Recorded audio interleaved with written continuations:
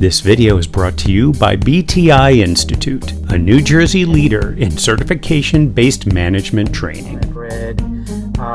People have been a little hesitant over the years, and there are all kinds of anecdotal stories. It's also just dependent on the kind of work you do, whether you're involved in compliance or otherwise. But people are certainly paying attention to agility and more so scaling right now. And it seems it's still a little fuzzy what a Scrum Master does and an Agile Coach. So we'll talk a little bit more about that. And with those will come some competencies. What are expected of you? What are the skill sets that you have or you carry? We'll talk about those as well. And with that, is there one size fits all? You're going to find a lot of people looking for Agile coaches. You're going to find a lot of people presenting themselves as Agile coaches. But are you making a good choice in picking one for either your team, your program, or your organization? It could be situational, or there could be other things to consider, which we will get into as well. And with that, what should we do? Where do we go from there? Over to you, Bob. Okay, thanks, Nitin. All right, this comes from the Agile Coaching Institute. If you've been on any presentations or spoken with me at all, and again, I'm Bob Phillips. I'm a very strong proponent of the Agile Coaching Institute. They provide really great training. And this picture shows where a coach fits in. Like there's two levels of coaches. There's a coach that sits at the program level, and there's also a coach that sits at the enterprise level. Now the enterprise level coach actually is responsible for the Agile transformation across the entire organization. Yeah, I'm on a call, but the thing didn't work. And an Agile coach is actually responsible at the program level, where basically they may have a number of teams that they're actually helping coach and manage. Where the Agile team facilitator, basically preferably they would have one team. The team facilitator is also known as the Scrum Master. So that's in a big picture as far as the different skills that coaches have. And as you would imagine, an enterprise coach is a very highly skilled coach with many years of experience. A regular coach may have 3 to 5 years, and a team facilitator could be somebody that's just starting off as a Scrum Master or somebody that's more experienced. And what this diagram here is showing is what Lisa Atkins put together, where they could actually put the competencies that are required to be a coach. And as we progress through this presentation, these quadrants are going to be filled in. So everything pretty much, I'm going to be talking about the facilitator portion of it, and then I'm going to turn it over to Nitin for the coaching part of it. So as an Agile team facilitator or Scrum Master, the first competency that the person has to have is they have to really be an Agile lean practitioner. And what that means is they have to really understand what it means to be Agile. They have to really understand what it is to do Scrum and understand why the teams are doing Scrum. This is where somebody new doesn't really totally understand that. And it takes a lot of studying and a lot of experience in order to really grasp these concepts so that you can actually share them with your team. And then the first area of competency is facilitation. And that basically, when you hire a Scrum Master, they're basically responsible for facilitating. That's pretty much what a Scrum Master does, is they would facilitate the Scrum process. And just as a reminder, we'll take a look at Scrum. And if you've been on previous presentations, you've probably seen this before. Scrum is made up of 3 roles, where basically you have a product owner, the dev team, and the Scrum Master. So the Scrum Master, as a facilitator, needs to understand what these 3 roles are and enforce those roles in the process. They need to make sure that there's a product owner, they need to make sure that there's a development team, and also a Scrum Master. Sometimes an organization might say, oh, we don't need a Scrum Master, maybe a PM can do it. And that's where you're basically setting yourself up to fail. And then there's 5 events that make up Scrum. And this is also what the Scrum Master needs to facilitate. The first event is the sprint planning meeting. You need very good, strong facilitation skills in order to coordinate that meeting and make sure that the outcomes and the product owners prepared. So that way the team's ready to, has the work that they need to work on the sprint. The daily Scrum meeting, it's also known as the daily stand-up meeting. That's another event that the Scrum Master could facilitate. The sprint review. This is an event that the Scrum Master needs to facilitate where the dev team actually gets to demonstrate what the team delivered. Also, a best practice would be to get the customer to be part of the demos, because there's nothing better than a customer actually demoing the product that the team just built. The retrospective basically drives the inspection and adaptation. This takes the highest level of skills of a Scrum Master, where basically being able to get the team to actually look back at what they did in the sprint and see what they can do better next time, and actually constantly improve themselves. And then finally, the Scrum itself is an event. And then finally, there's 3 artifacts, and the Scrum Master is responsible for making sure that the artifacts are delivered. The first one is making sure that there's a product backlog. That's, again, working with the product owner to make sure that there's enough work to keep the team busy that provides business value. Then there's sprint backlog. That's actually the backlog that the team volunteers for to work on the sprint. And then finally is the finished product. So basically, as a Scrum Master, your job is to facilitate. That's pretty much what your job is. But that facilitation also includes making sure the process is being followed and that the necessary artifacts and the roles are being filled. And so now, looking at the roles, again, this comes from the Agile Coaching Institute as well. The product owner focuses on the team's purpose. The Scrum Master focuses on the team's autonomy, and the dev team actually does all the work. And then outside the circle, these are all basically people that are part of the Scrum team, is these Agile managers that actually help the development team members facilitate mastery, where basically they would enable them to improve their skills and help to remove blockers for the team and things like that. So those are the roles that are involved. And so a question, right? Sure. And so is the Agile Manager the Agile Project Manager? No, an Agile Manager may be somebody like a development manager, somebody that, because a lot of times the development resources report to a pool, and they might have what they call a development manager. So that's, in that particular screen, that's what the Agile Manager is. It's somebody that through HR that the actual dev team members report to. Did that answer your question? It does, although I thought the Agile teams were supposed to be cross-functional teams, so most of the time they'd come from different managers.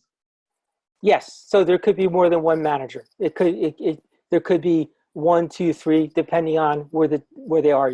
That's correct. So probably this slide should have said Agile Manager with parentheses S, because there could be one or it could be many. That is correct. And if I could just supplement very quickly without getting too much into it. The core of Scrum is very simple. There are only 3 roles. This one here is just showing someone who in the future hopefully is never needed. Organizationally, people are looking into kind of tweaking Scrum a little bit here and there, but it's masking dysfunction. If you have this truly collaborative, cross-functional, empowered team, then you just need those 3 roles. That's all. Was there any other questions? What do you mean by protects the team's autonomy? It's above Scrum Master? Basically, the job of the Scrum Master is to ensure that the team doesn't get outside distractions. Because what will happen is a lot of times people will come in and say, well, can you do this for me? Or can you do that? And so what the Scrum Master job is it's kind of like to put a shield up to keep all the outside distractions away. Their focus is to basically work on the items that they volunteered for in the sprint. And so what the Scrum Master's job is to keep all that outside influence away from them and to enable the team to actually be self-organizing and actually manage themselves and looking out for the process to make sure that the team is following the process. And a lot of times, Scrum Masters don't know when to get out of the way. Actually, when the team's doing everything fine, you kind of just sit back and watch. And then you basically just come in and out depending on, what's going on. Sometimes team members may have some disagreements. You might have to facilitate those types of disagreements among members. because you want to keep the morale really high. Did that answer your question? Yeah. Any other questions? All right, so And we will have some time for Q&A at the end as well. and I'm going to launch a poll right now real quick, and it should come up in your screen. The first question is, what is the Scrum Master responsible for when they work with their Scrum team? And basically, this is a multiple choice. And then the second one is for Nitin and I to let us know how things are going, because right now, we're only a little over 10 minutes into the meeting. We can quickly change and, make it the way you'd like it.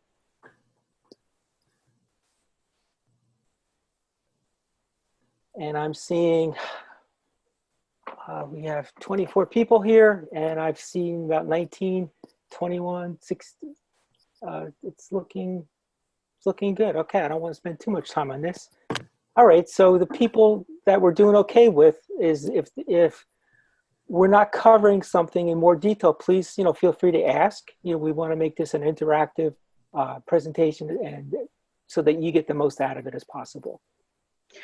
One question: in a typical organization, Scrum Master would report to whom? Like a PMO or Agile PMO or the development managers or line managers? You want to avoid that. Again, there's what's best and what's reality. A lot of times the Scrum Master will report to the line managers on the development team, or they might report to the project management PMO. But ideally, you want the Scrum Master to report to the Agile organization. Like if your business is truly going through a transformation, the Scrum Master should end up reporting into the Agile office, where they would have coaches and Scrum Masters that would be dispersed throughout your organization. So okay. It depends on where you are in your transformation. Also, just keep in mind, Scrum Masters are servant leaders. They're there to serve three entities: the dev team, the product owner, and the organization. Scrum isn't keeping reporting about the Scrum Master intentionally. They're keeping it out of the Scrum Guide. So just a philosophical statement there and something to think about. Okay. And so let's see, we've got a poll here, some results. So Nitin, you have a little work cut out for you, because basically some people think Scrum Masters do more than facilitation.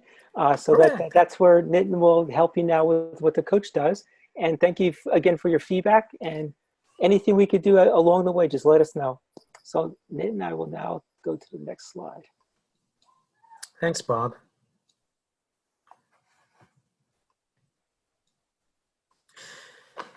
So along with the roles, there's something else happening, at least with the competency. So besides facilitation, there's something else that you dance with as an Agile coach.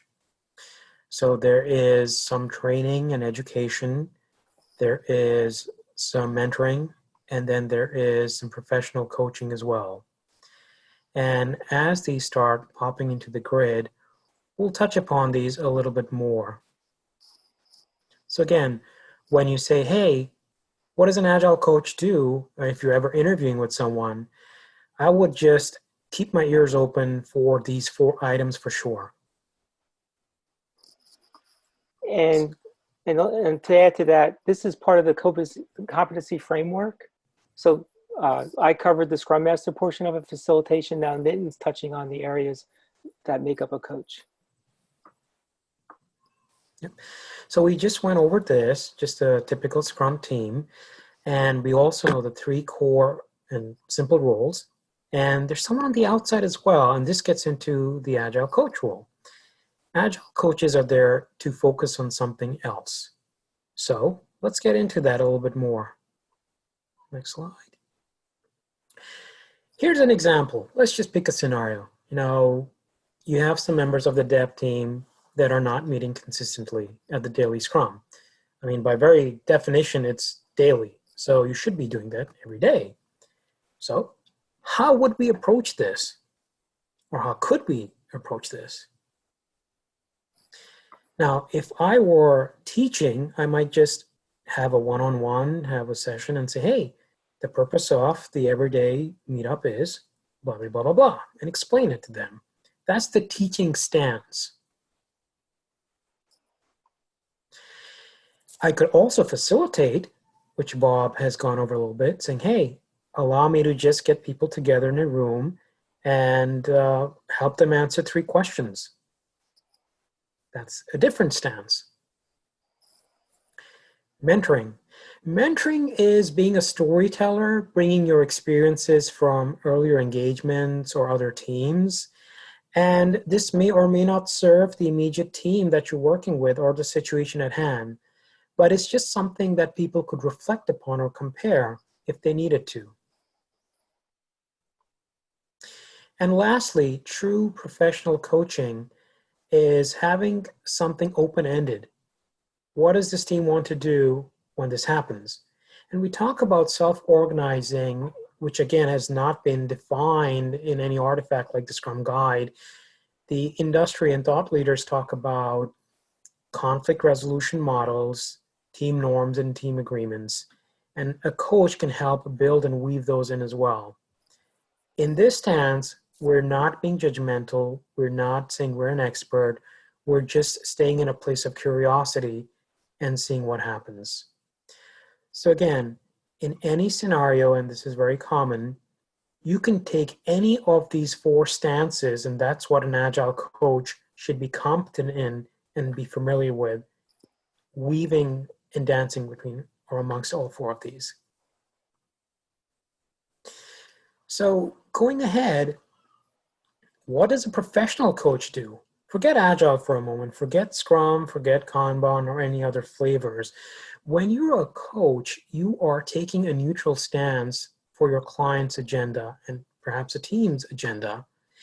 And you're really staying present, as in trying to hear what it is that they need or where they're coming from. And you're just going to help reflect that, unfold what's going on. There's an expression, fish don't notice water, right? It's just possible that because of the cultural dynamics of the organization, people sometimes are not aware of what's going on or how they function. This could be very different, for example, from a nonprofit organization that's very much open in conversations and what happens to, let's say, a traditional banking or financial institution, where some people have a difficult time saying no or pushing back. And eventually, you want to outsource yourself or be outsourced. If you can truly empower your teams and members who are overlooking a transformation, then you're not going to be needed. So how do we distinguish between an Agile coach again?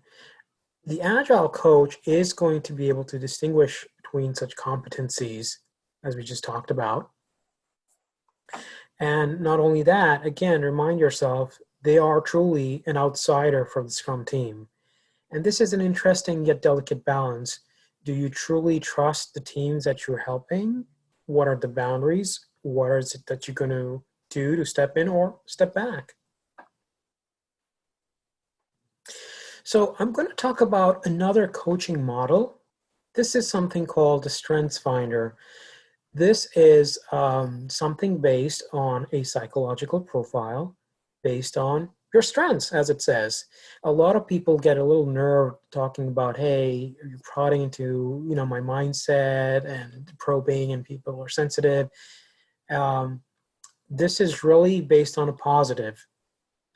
They say there are 2 sides of a coin. A lot of times in interviews, you hear people saying, hey, tell us your weaknesses. But maybe you should also ask, what are your strengths? And could we leverage them once identified?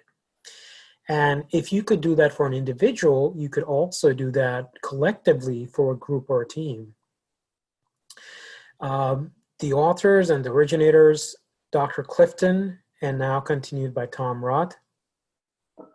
And there's over 4 decades of research behind this. It's very interesting. And I'm going to give you an example here.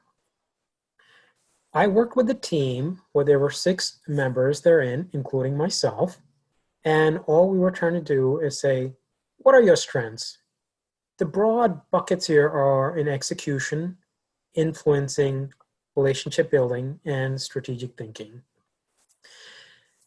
The All the members had 5 top strengths identified. So if you could follow team member 1, they were a great achiever and had some execution skills. Number 2 showed something in strategic thinking. That's context. Relationship building was number 3, individualization. Empathy was number 4, and input as a strategic thinker. Some of these are very simple or you could grasp, but there's a lot of depth in these. Broadly speaking, this person was in quite a bit of the spectrum, but if you notice, they weren't very good at influencing. It wasn't their strength.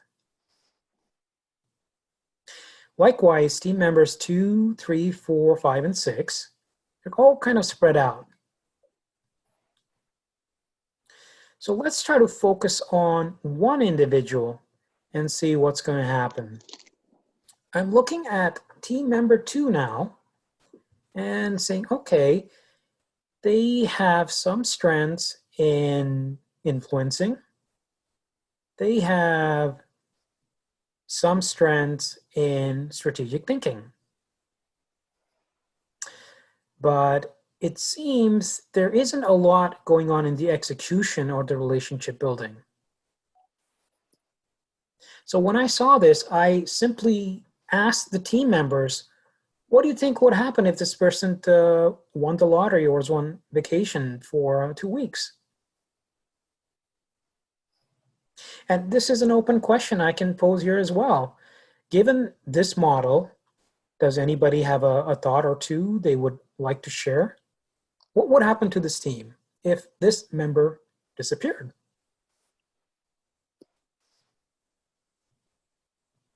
It looks like all communications will be lost, right? Because this team member seems to influence the communication. Yes, you actually hit the nail on the head. Anybody else have any thoughts or opinion? Although I've kind of given it away a little bit.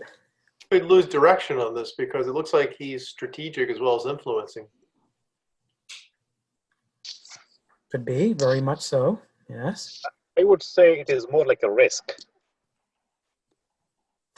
You risk, and how so? Tell me more. Yeah, but losing a key personnel, team member is part of the risk. Also, the overall picture that, hey, it's supposed to be a cross-functional team, self-organizing, collaborative, and a piece of it suddenly disappears for 2 weeks. Okay. It affects the velocity and the capacity, basically. It might, yes, indeed. Sometimes you'd be surprised when you have a member disappear, velocity and productivity goes up. He's also the only one creating ideas. Could be, yeah. Or people become more creative. Or maybe they bond together and try to make up the slack. Yeah, that happens as well. That's true. And I see something on a text. Team member 2 is the only communicator. So, big issue? Question mark? Yeah.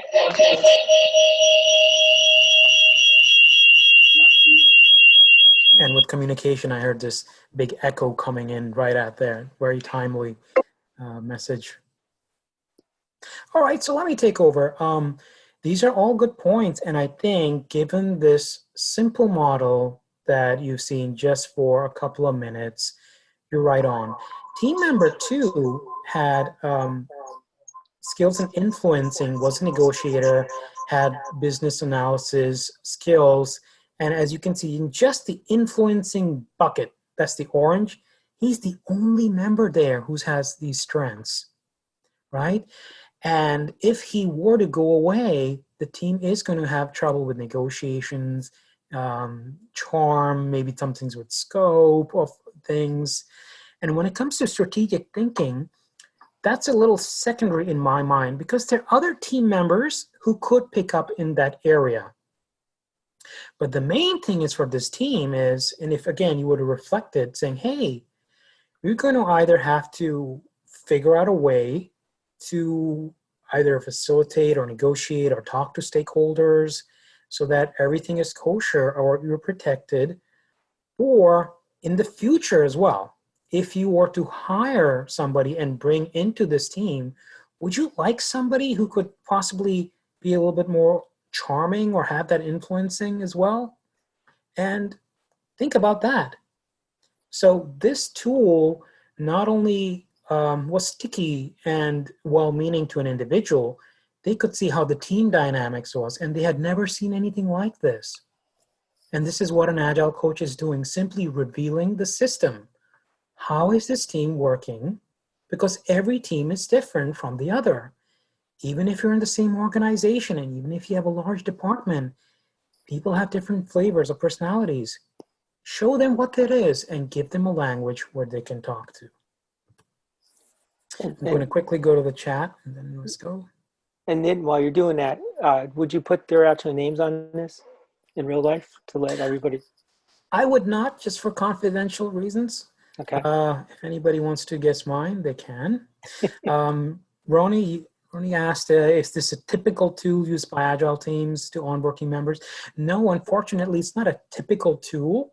It's an Agile tool that I have used with several teams, and it's worked really well.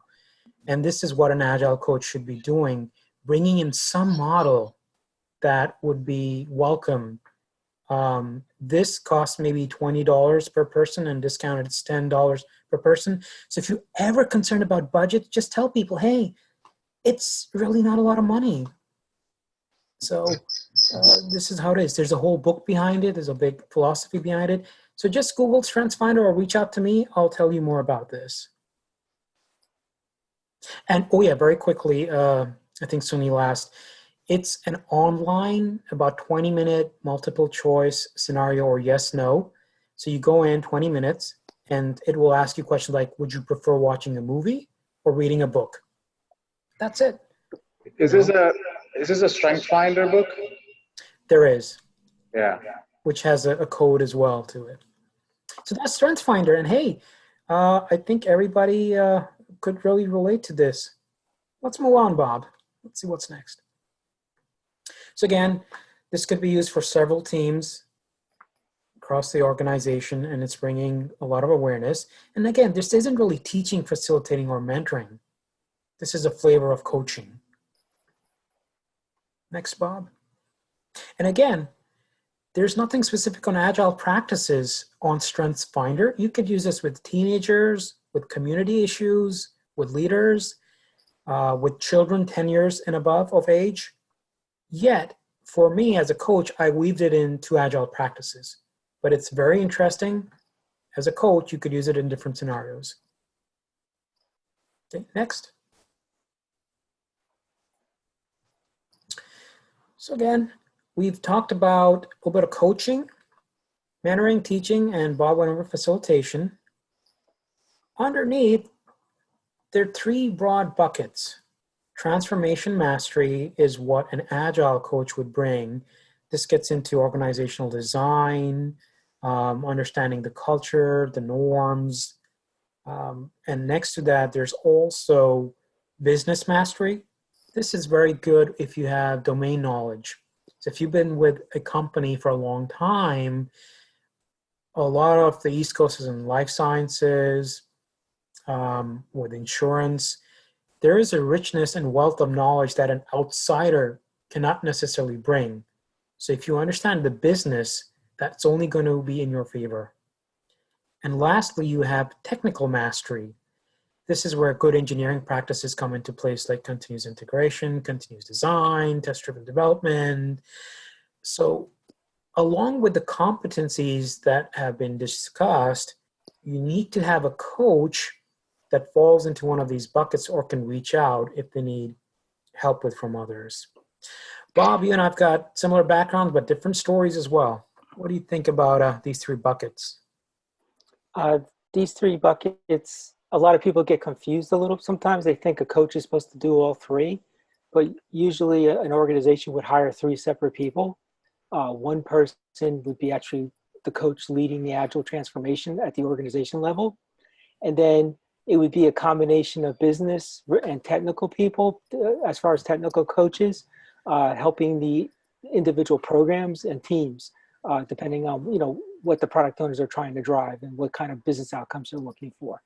And so where I've been pretty much in my career is I would love to be able to say I have the technical mastery, but I always reach out to the technical teams to do that, because the technical mastery includes like setting up Jenkins, doing continuous integration, the Git repository, those types of tools. A technical mastery coach would actually be help the team with them.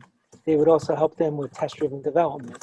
And so basically, I live in business and I'm kind of leaning toward transformation, but you know, there's a lot to learn in order to actually be that true enterprise transformation coach.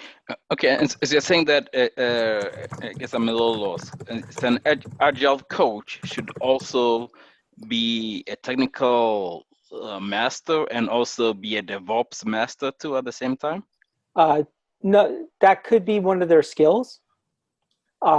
Basically, if you're an agile coach and you bring in technical mastery, like one of the persons at my organization where I work, he brings in technical mastery. He'll actually roll up his sleeves and start coding, okay? But he's also an expert with test-driven development. He's an expert when it comes to Git and Jenkins.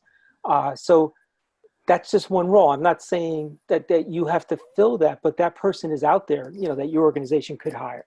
But I know I am not that person. You know, I'm more on the business side, but there are technical people that do coach in that area. Yeah, because the impression. Adding value. Okay, go ahead. Sorry, go ahead. Yeah, sorry. It's like adding value. You know, if you have extra skills. Oh, yeah, I understand that part, right? On the adding value and the extra skills, right? But I thought the Scrum Master and the Agile Coach, right, were more process oriented, right, than technical content oriented. Okay, that's only one coach. You can be a coach and not have the technical piece. You can be a coach and have the business piece. You just be one of these three. You either do the organization transformation, do the business, or do technical. It's one or the other. You don't do all three. Did that answer your question? Yeah, and maybe I could say it in a different way, because again, it might be different opinions, but you might bring an agile coach that has no technical mastery or technical skills or doesn't have much to do with engineering practices, and that's fine too. The need of the organization might be something else at that junction. They might need somebody to go from, hey, we're a typical waterfall company and we're moving into the Scrummy area. That's a little bit of the transformation mastery. It could be you have a team that's already ventured into the Scrummy area and they're saying, you know what, this works well for this department, but we're marketing. We're not sure how this would work in the business function over here. And that's maybe the business mastery. Then you could have certain teams or companies making more technical products that are heavily dependent on code. So their code is their life, and their code is the bread and butter and has to be clean, efficient, deployable at an instant, maybe multiple times a day. And that's where the technical mastery comes in. So again, an agile coach may not get you any technical skill sets or the value add, as Chris was saying, but at least this is a model just giving an awareness of those three buckets. So I don't know if I'm adding clarity or more confusion or things to think about. Yeah, I guess the model will depend on the organization, right? Because I can see somebody getting too involved in something technical and not having time to do the actual coaching, right? That's required. Correct. It depends on your immediate need. It depends on where you are in your spectrum of your journey. And you might just say, hey, we're just doing an initial adoption. I don't think we need to go too technical right now.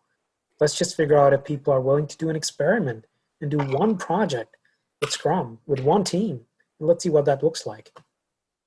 It seems to me that probably transformation mastery would be the most important aspect for coaching, because it is sort of a transformation journey in most of the cases. Is that right? Or It is situational, but I would just bring my personal experience and agree. A lot of people I work with are doing initial adoptions before getting into transformations.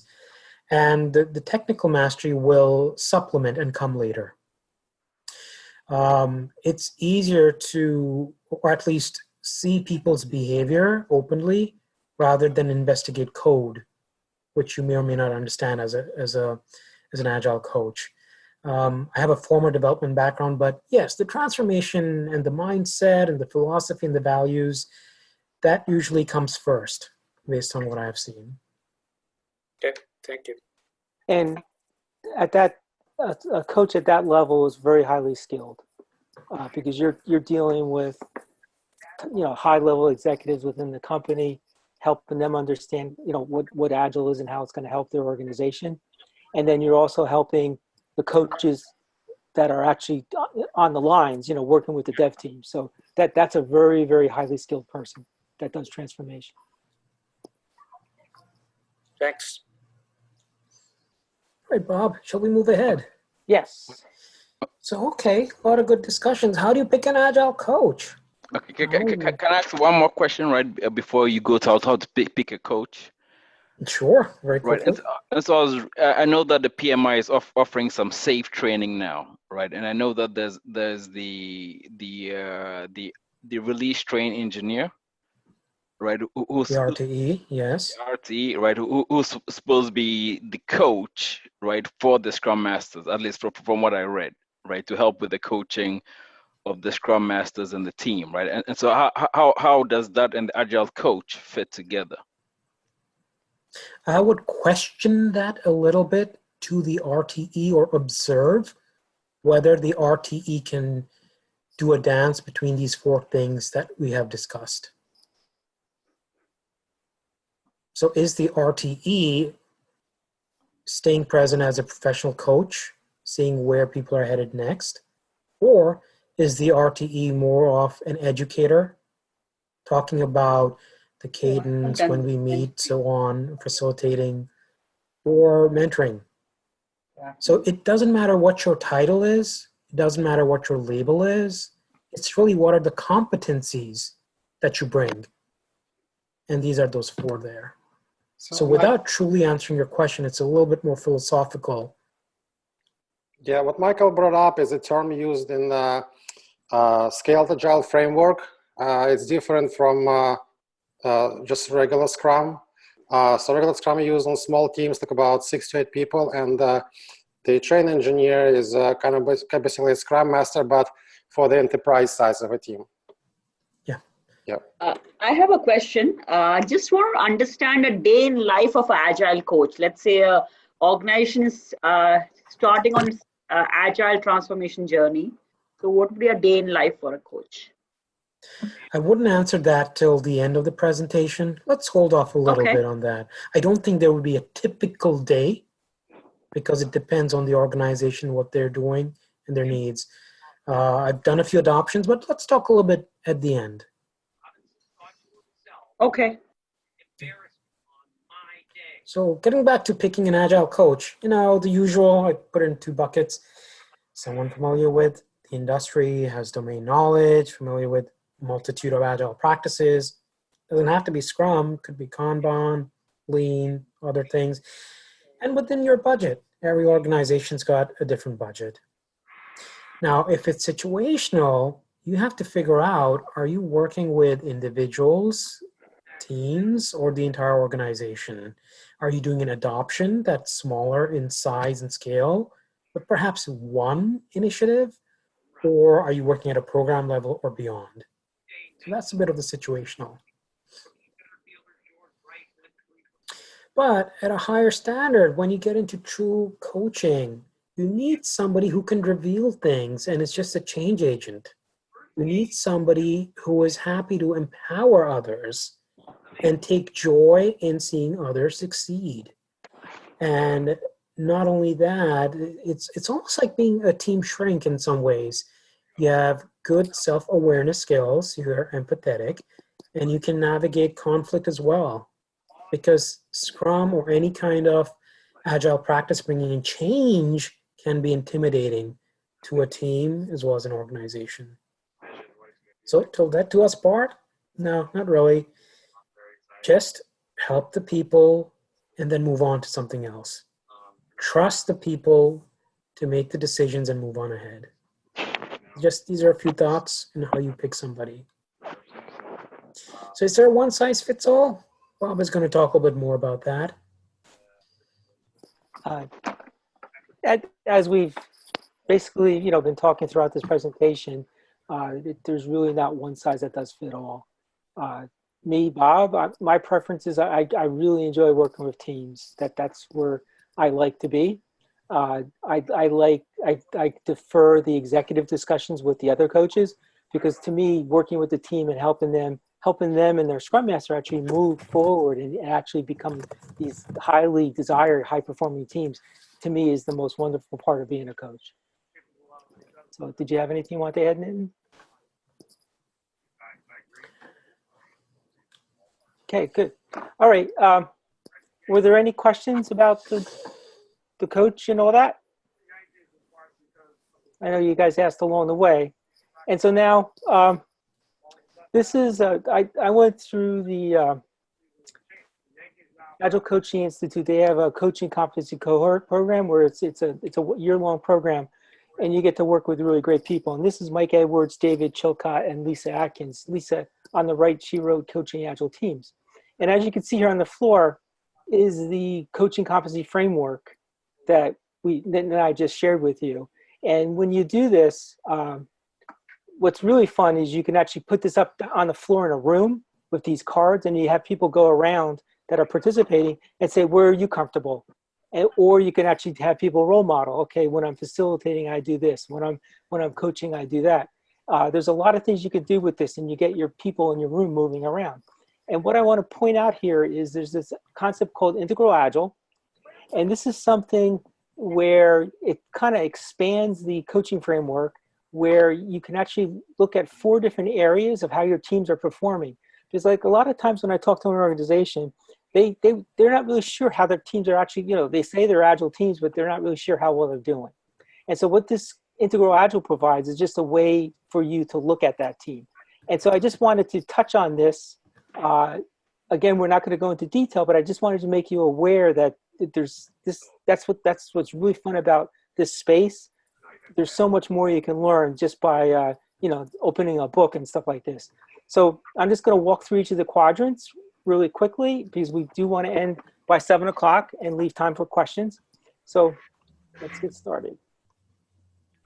All right. So now basically here's the framework. And now what's happened is they added these quadrants, and like the I is like the mindset, and like how is the team's mindset? And what's really interesting is how these quadrants align with the different competencies. So actually a coach would help with the team's mindset, and then a coach has to be definitely an Agile lean practitioner. And basically how are they, is the team working by Agile values and principles? Does the team trust each other? Is there low trust or high trust in the organization? So that's the I space. And what you can do is basically work with the organization and come up with ways you want to evaluate your team. So that way you can look across all your teams and see how they're doing in each of these areas. And then basically you can pinpoint the areas you want to improve on. So the next space is behavior. And that's basically, that has to do with the practices and the roles. And if you notice, behavior touches mentoring and the Agile lead practitioner. And so basically, this is how is the team doing all the Scrum ceremonies? Are they skipping the retrospective? Are they doing the daily Scrum? Are their daily Scrum meetings 60 minutes long when they should only be 15 minutes? These are all behavioral things that you should be looking at across your teams. The next area is the we, and that has to do with team relationships and customs. Does the team celebrate victories? Do they laugh? Do they protect each other? Do they help each other when people need help? These are all culture aspects. And this touches on the transformation mastery skill, a little bit of the business, and a little bit, and also facilitation.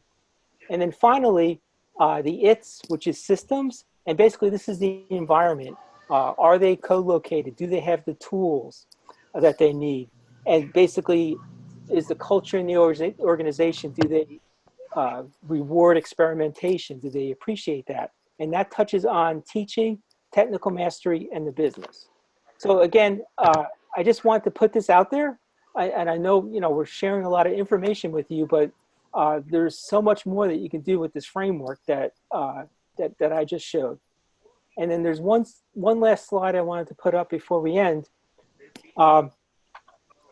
What happened back in 1985, Lisa came up with this competency framework, and she's had countless numbers of classes.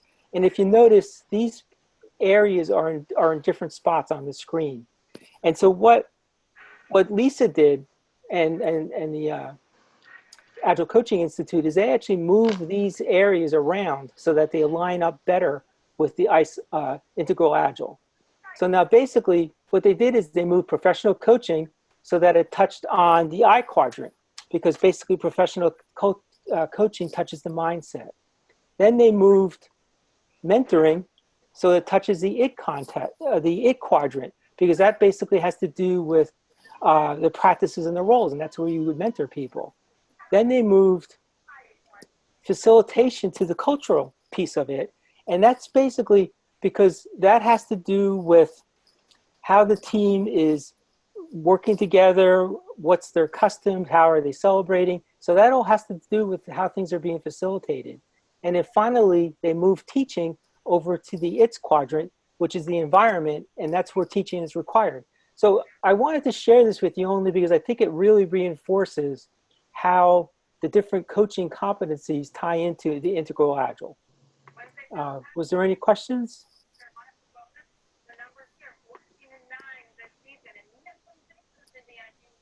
And then the last thing, they did flip transformation and technical as well, as far as the key coaching areas.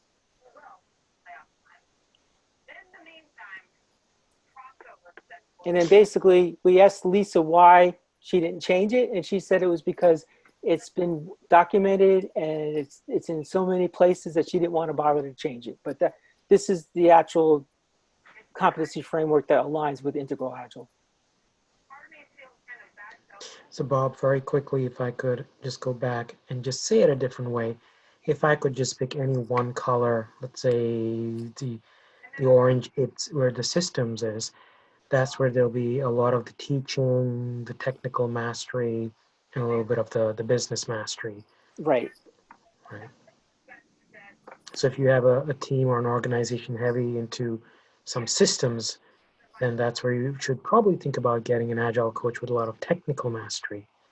But if it's maybe a transformation or something, then it's more on the cultural side of it. That's the we part of it. Yes. Okay, so can we have access to that framework slide? Yes, we're going to post the deck okay. on the PMI New Jersey website along with this recording. Okay, thank you. It'll be available probably by the end of the week, depending on how busy John Buffy is. And now to summarize, go ahead, Nitin. One question there for you. Any guidelines or tips for global teams when team members most likely will never meet? Yes, Phil, I was just seeing that on the chat. I think you need a Scrum Master who can facilitate a few things, those being your team agreements and norms. How do we want to agree on communication? How do we want to agree to being disturbed? You need to just bring the people in together, facilitate that, and at the same time, take a small step back over there. It's never ideal, although we are a global economy. You want to get people to work face-to-face if possible. Sometimes technology helps with webcams. So it's never a good solution to things, but certainly facilitate the agreements. Like rules of engagement? Yeah, you could call it rules of engagement, call it whatever you want, but it's just, hey, if you're doing Scrum, we know we have to meet every day for about 15 minutes as a checkpoint. When does the team want to meet? Have that discussion. It's okay, given that, we're kind of scattered, it could be different time zones, different states, different countries. How do we want to make this work? So you're taking a bit of a neutral stand and letting the team decide how to work through that dynamic, and then figuring out how to keep themselves accountable. And then really, if needed, stepping in. So again, as much as it's self-organizing, give them what we call some guardrails and parameters and just work through that. And also, depending on your situation, like where I work, we have teams in Pune and Chennai, and our teams are big enough in Pune that they have their own Scrum Master. And then, we have Scrum Masters here in New Jersey. And so basically, that's how the teams actually, the teams work together during the sprint. And it helps a little bit with the, being so distributed. Because the team is self-contained in each location and they can work together. That's just one way of doing it. And so, Bob, do you guys have a scrum of scrums? Somehow for the scrum teams to align, or how do you manage that? We don't have that. We like on one particular project that I just talked about, we had 2 teams in Pune and 2 teams in New Jersey, and so we basically just through the communication with the Scrum Masters, we kept everything, up to date. Everybody jointly participated during the sprint planning sessions. And then each team would then, after sprint planning, we do a planning session 2, where the teams would then volunteer to do the work. And then based on that, the Scrum Masters would touch base to make sure everything's aligned. And then we would also, like in the middle of each week, like if we did a 2 or 3 week sprint, we would get together with both teams, early in the morning in the US, so that we could talk to people in Pune before it gets too late. We would then talk and see if there's any technical things going on. We also had that kind of meeting as like the next day of the sprint, where basically we had, everybody, both teams would attend, everybody talk about what they're doing and answer any kind of questions. So there are ways to deal with it, but there's nothing better than having everybody in one location, but that's not reality. Did that answer your question? Because I already deal with something similar, so I was just trying to see how other people have to deal with it. Yeah, if I could also chime in a little bit. When I hear Scrum of Scrums, I'm actually hearing 2 things and 2 definitions. And this gets very interesting. The Scrum of Scrums that I was made familiar with initially by a mentor was quite simply, when you have larger teams and more teams rather, you want to give them an opportunity to engage with each other at some point, and don't get the Scrum Master there at all. Let the actual worker bees be the ones talking to each other. There's another definition of Scrum of Scrums that evolved, and I'm just saying this out as awareness, where Scrum Masters also engage. And to me, that's a bit of a dysfunction. So just be a little careful in when you say Scrum of Scrums, what are you proposing and what are you taking on? If you are a Scrum Master, maybe you're trying to help out. But again, know a little bit of your boundaries and you want to empower your team. So just keep that in mind. Scrum of Scrum has 2 definitions that I know of that have come about quite recently. And also just looking at the chat a little bit, Slava is proposing, have a team lead on remote teams so they can kind of filter the things. Just be a little cautious there, because if, again, I'm using Scrum as reference, Scrum does not recognize titles or seniority or leads. They just say members of a dev team. Yeah, what I mean is that, sorry for interrupting. Go ahead. What I meant is that I like my remote team, for example, in a different country consists of 6 developers. So I would not actually talk to them throughout the Scrum, but I would have a representative of the team who would manage them locally and give me updates during daily 15 meeting Scrum. So they will be actually focused on work, and we'll have uninterrupted 2 weeks of work. Yeah, I would say I think you've had some conversations to get to those agreements, which is a good thing. Yeah. I would push the boundaries a little bit if you wanted to see if you could rotate that ever once in a while so that you have a different member come in. But that again depends on your team, and I'm just throwing that out there as a thought or a seed.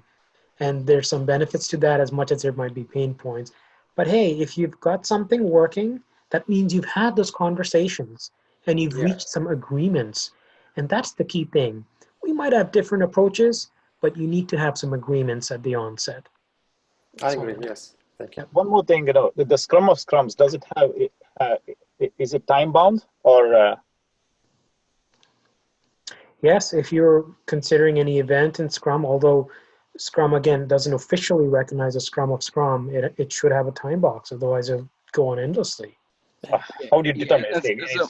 It's a 15 minutes, 20 minutes, or it just, again, it's based on the agreement? I won't prescribe to that. I'll let you figure it out. You should just, as a facilitator or a coach, say, I wonder how long this should be, and see what happens. Can start with 15 minutes, see what happens. Yeah. And so I think the Scrum of Scrum concept, right, was from the LESS framework. Perhaps even earlier. I have one more thing to add for the Scrum events. Can everybody not talking go on mute? Oh. Hello? Can you hear me? Yes, Chris, go ahead now. There's no echo. And this will be the last question before we wrap up for the thing. Go ahead, Chris. We have a process called as backlog grooming, right? Backlog refinement, sorry. No more grooming anymore. Refinement.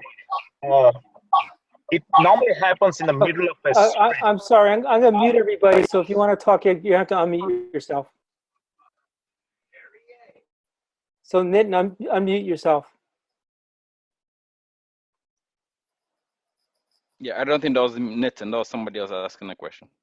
Okay, I know where Chris is going with this. Very quickly, I'll touch upon this before we wrap it up, but we'll still open up for questions. Scrum does talk about refinement, and I think it says no more than 10% of capacity. When it happens, ask the team, hey, when do you want to meet? That's the facilitation stance. If you say, normally, doesn't it happen during the middle of the sprint? Because, for the next sprint, you're keeping everything, ready and done status just to make sure it goes smooth for the next sprint. It happens in the middle of the previous sprint, somewhere around that time, just to make sure.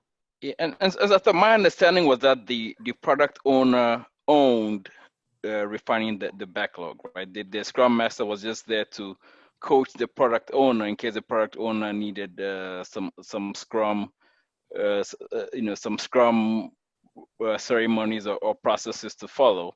But don't you involve a team to refine too? You need the. This is a great discussion. We should end the meeting, and then Nitin and I are going to stay on for another 15 minutes, but people may want to just see the end and then drop. So if we can definitely continue this after the meeting's over. Okay. Hey, Bob. It is 7:03. I apologize for going 3 minutes over. So we can now say that we're concluding the session on the role of a Scrum Master and Coach. And we're now going to be open for any kind of questions. Anybody that has a question or just wants to listen, you're more than welcome. I'm going to turn the recording off now. And again, thank you everybody for joining. Bob, can you keep the recording on? Sure. Okay. Yeah, keep the recording on, and and we'll decide whether we cut it out or whatever. Just okay. Thanks.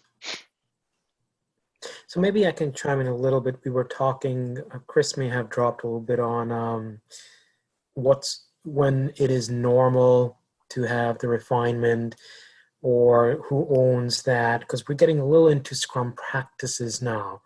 I married a psychologist. Sometimes I get confused what's normal or abnormal. I think she's part psychic. I'll get off the couch and she'll say, "You're going to make a cup of tea now, aren't you?" I say, "Yeah." "Could you make one for me too, honey?" I'm like, "Yeah, but how did you know that? Go back a step." And that's into patterns. When refining happens, ask the team, "Hey, when do you want to meet?" As a general thing, not towards the end because people are scrambling to finish up and work towards their goal. Not too early either. Somewhere in the middle is just my thought and opinion. But it's really up to the team. And again, if you're a Scrum Master, you're facilitating that. And if you're a coach, you're empowering the team to make those decisions. Who owns refining? It's just something Scrum says refining happens along the way. The product owner is responsible for the product backlog because a lot of people can add to the visible and open product backlog. But ultimately, the single wringable neck, as Ken Traber said, is the product owner, including for the increment. So those are getting a little bit into the practices of Scrum. I know we had a question earlier on, moving on to what might a typical day look like for an Agile coach. I don't remember who asked that or if the person is still about, or we'd like to try to answer that now. Or see if there's an interest for that, or see if there are other questions. Yeah, I guess you could. I don't know whether I think it was it Rebecca or someone who was asking that, who might be gone. Could be. If I just wanted to see if there's still curiosity, because we can touch a little bit about that as well. If nobody has anything else, I'll listen. You can go ahead. Okay. I'll talk a little bit about that, and I'm sure Bob will have stories as well. So I've been engaged with a few Agile adoptions, and they've been very different. So it depends on the company size, the culture, whether they're engaging for one initiative, for the one team, or multiple teams at a program level. These are just the different scenarios that I encountered. As an Agile coach, one of the first things that I do is something called designing the alliance or getting to some team agreements. And it's as simple as, hey, how do you want to work with me? And it's an odd question to some people because they've not been asked that. And that leads to some conversation and say, how does that look like? What are some examples like? And it gets to be in a place of curiosity. How can I disturb you? How do we deal with emergencies? How do we deal with conflict? So it's not to do with the immediate initiative. It's not to do with the project, but it's setting up something that's going to help you along the way. Once you get some agreements in place, then you can get a little bit more mechanical. You're probably going to be working one-on-one with team members, seeing what's going on, to working with the Scrum Masters, empowering them, to working with executives if it's at that level. But as a coach, you certainly want to have some agreements in place and encourage that of your Scrum Masters so that they can then move that and weave them into their team as well. Bob, any thoughts, insights, other stories? Sure. Where I've been seeing is the coaches do a lot of work with Scrum Masters, helping the Scrum Masters facilitate the process. I see coaches doing a lot of training. And when I was on my previous project, I did a lot of mentoring of the team in Pune. They were basically a much younger team, and the New Jersey team was much more experienced. So basically, I would set up mentoring sessions, I would set up training sessions, and just to help them along so that their Agile journey, because everybody's always at a different point in their Agile journey. And right now, I'm engaging some other teams, and I'm just at a point where I have my own team, but there's additional teams that definitely could use some help. And right now, I'm trying to figure out how I can actually start helping without stepping on toes, because a lot of it's very political. Nobody really wants to be told that they're doing it wrong. So you have to be very, very careful, how you say stuff, because the worst thing you could do is you can insult people, and then your job is like 100 times harder. So you really want to just go in there and just come in as a friend and nicely tell them you're not quite doing it right, and just somehow help them figure. You have to kind of help them figure it out how to do it the right way by just give me some examples like, hey, why don't we try it this way? Those types of things, and that to me is what makes the coaching job really fun. And maybe to supplement what you just said, Bob, and maybe an initial conversation with people, just say, is it okay if I correct you at times? And how can I correct you? What would that look like? So some people will say, just be a little gentle, don't give me a shock. Or someone will say, just say it as it is, man. We need to be held accountable and everybody needs to be done that. Okay, so everyone's going to have a flavor of how they want to be corrected. So it's an open-ended question which will reveal, and then you work with that. Okay, so I think back to Revika's question, right? What would be like your daily activity in terms of what? And so as an agile coach, right? You're gonna attend all the sprint, the daily stand-up meetings, right? And observe, right? And based on that, decide who you're gonna pull aside and coach and mentor. If I could start with that, there's certainly some shadowing and observation. You need as a coach just to figure out what's going on today. Is it, for example, a team that's already started with something scrummy? There was a team, for example, I was working with that had been trying Scrum for just over a year and they were struggling. And then in contrast, at another organization, there was a team that had never ventured into it. And they were really wanting to see, how do we do it? Tell us what to do. So there's the shu hari as an analogy or example they use in martial arts. The shu is to tell me what to do. I don't know anything. The ha is figuring things out and experimenting, and the ri is mastery. So to your point in that example, if you go about observing things, have some agreements there saying, hey, I'll be observing, and if I need to pull people aside, I'll be doing it, or could I step in the middle? And then you kind of dance. Again, you need your agreements in place. If you're going to be stepping in, then people need to understand that and see what role you're playing. Oftentimes that has happened with my engagements. And there are times when, let's say, the daily scrum is over, I might do a one-on-one with people. And there are also the retrospectives as well. That's another opportunity to bring what you observed to light and say, hey, I noticed this during the scrum, and I was just wondering whether, and leave it open-ended and see how it is, depending on the situation. And as you're doing that, as you're working with the teams, you have to be really careful that you don't end up becoming the Scrum Master, because what will happen is the team will see you as the expert, and you want the team to be looking at the Scrum Master as the process expert. So you have to be really enabling the Scrum Master and being very careful not to take over that job, because it could happen very, very easily and very quickly if you're not careful. So, you really want to prep yourself, Scrum Master, and really spend a lot of good time with them to help, so that they can be looked at the team can look at them as the process expert. And then you're there just to help, correct things along the way, like Nitin was saying. Can I ask the next question? Yes, go ahead, Slav. Or when we're done with this topic, I would like to ask a question. What would you recommend to an agile coach or someone who's coming to the team that thinks they're using Scrum, but as you are the only one who had experience with Agile, you realize that they are not using Scrum? The only sign that they're using Scrum is they're using Jira for ticket management.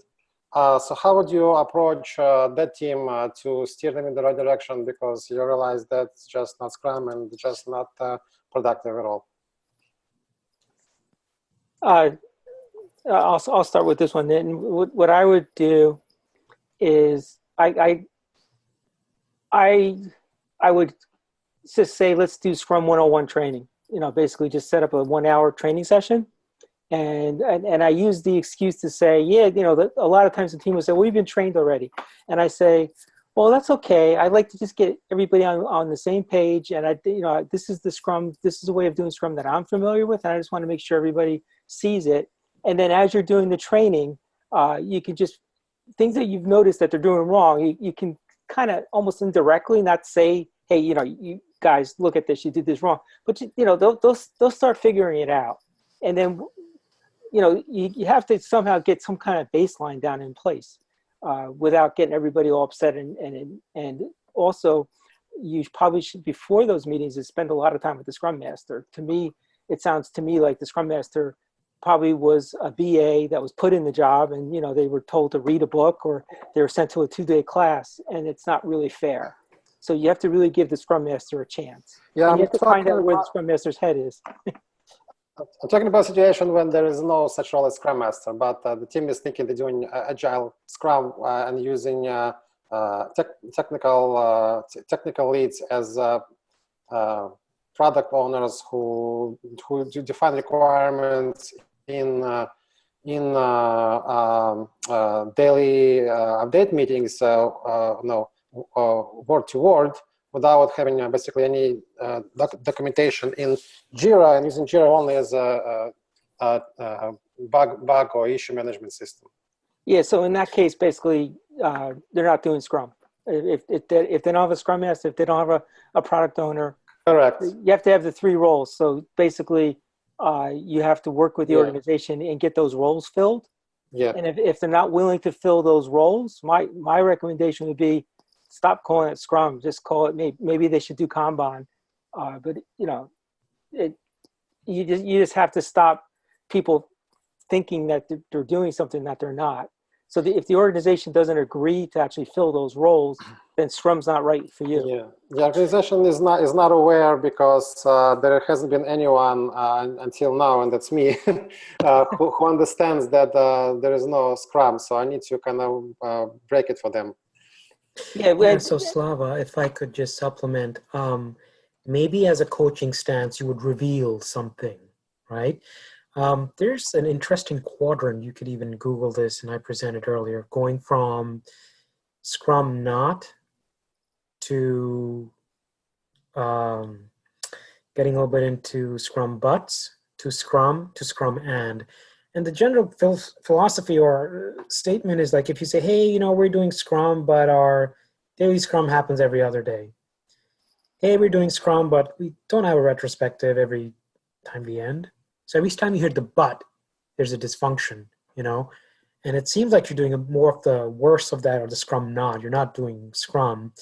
But people are just, a little enthusiastic. They want to do it, which I would still say it's encouraging to hear.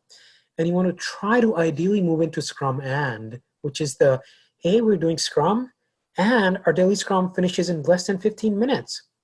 Hey, we're doing Scrum, and our increment is more than what we planned for in the sprint planning, and it was bug-free. So there is a spectrum of where people are. And the first thing to do is, if you can, is to reveal some of that in a gentle way. The other thing I'm going to reveal to you is one of my biggest secrets. I am a ninja. I work in the darkness with stealth, which is one of the ways of approaching Agile adoptions. Typically, you see top-down approaches or bottom-up, which is organic coming from teams. And there's stealth, where you're not throwing out formal terms, you're not trying to intimidate anybody. You're kind of empowering others in a subtle way. So, for example, I was seeing some Scrum Masters talking, and they're saying, yeah, let's start the Scrum on a Monday and end it on a Friday. Those are terrible ideas, as you might know.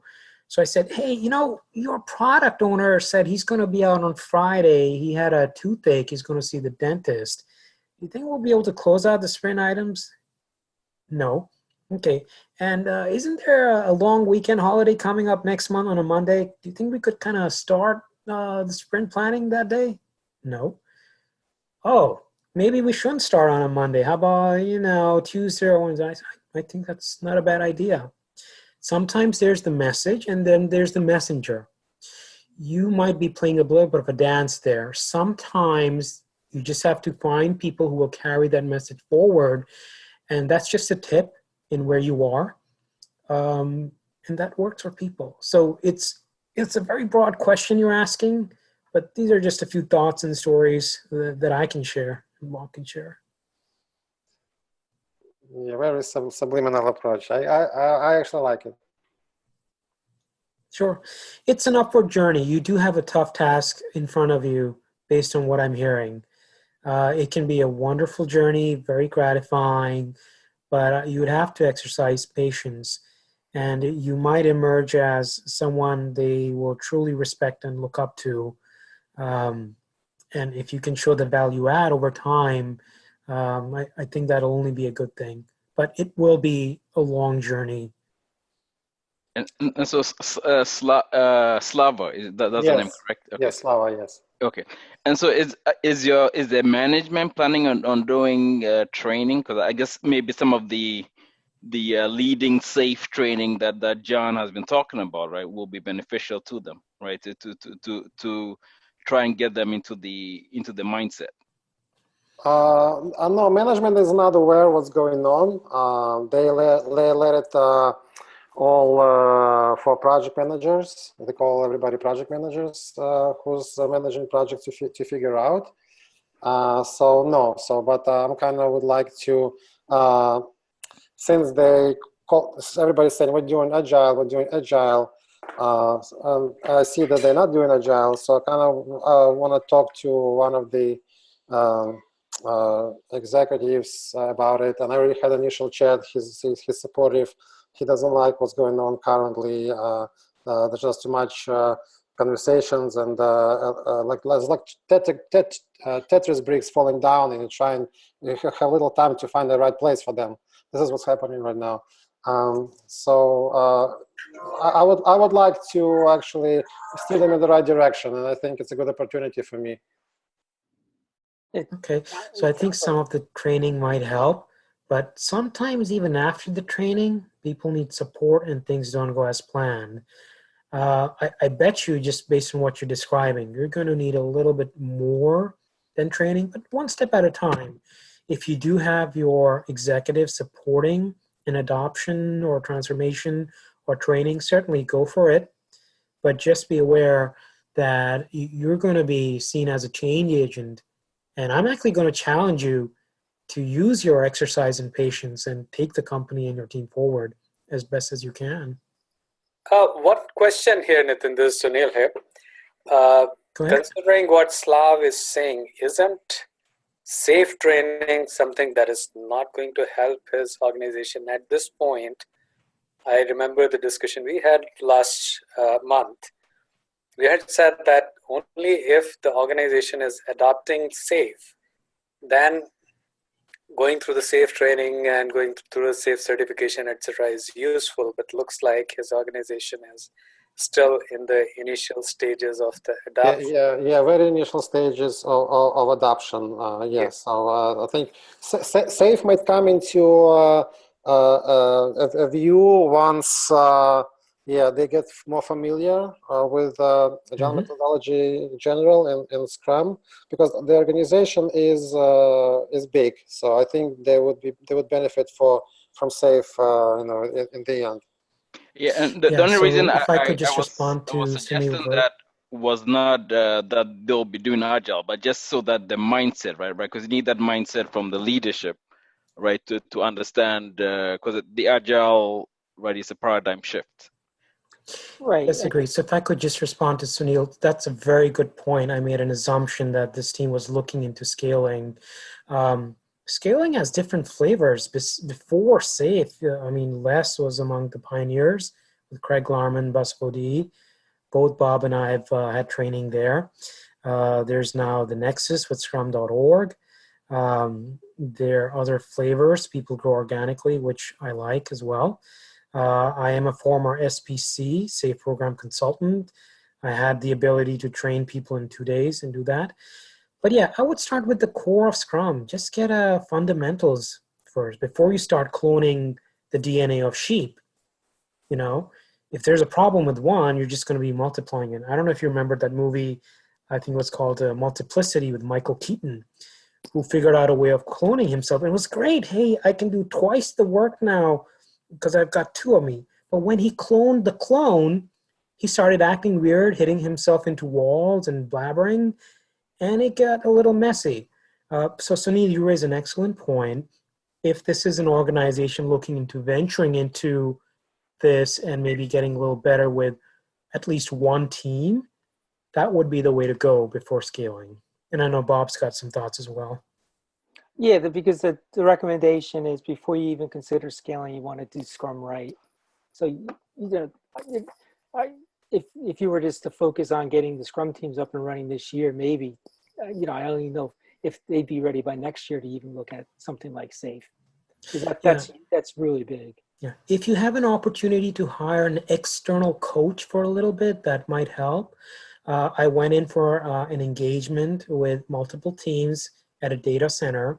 One team has said they'd been struggling for about a year, and they didn't need any training. They didn't. And I didn't offer any training. I just observed, revealed, course corrected, empowered, and then moved on to other teams there. So they had about 3 teams talking to each other on the same floor. So training is always a plus. It's only going to help. But see if you can at some point also get an external coach, if they'd be willing to get someone in just to see what's going on. Probably